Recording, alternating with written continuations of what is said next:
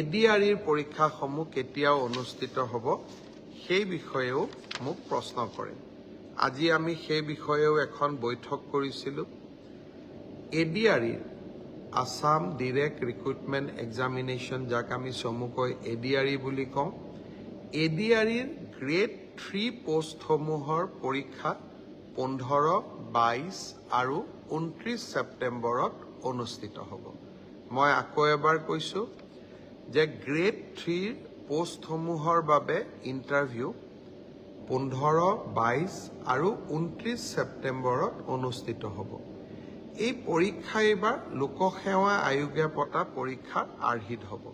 প্ৰথমতে প্ৰিলিমিনাৰী পৰীক্ষা হ'ব, তাৰ পিছত মেইনছ হ'ব, আৰু মেইনছৰ পিছত আমি ভাইভা প্ৰক্ৰিয়াৰ মাজেৰে আমি সমগ্ৰ ইণ্টাৰভিউ প্ৰক্ৰিয়াটো সমাপ্ত কৰিম।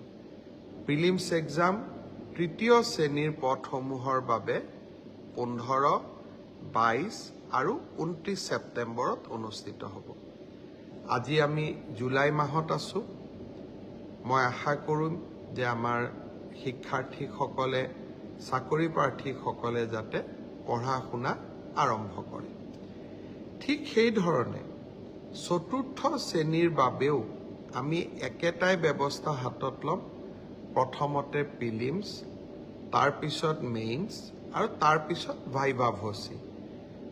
গ্ৰেড 4 বা চতুৰ্থ শ্ৰেণীৰ পদৰো প্ৰিলিমছ 20 আৰু 27 অক্টোবৰত অনুষ্ঠিত হ'ব।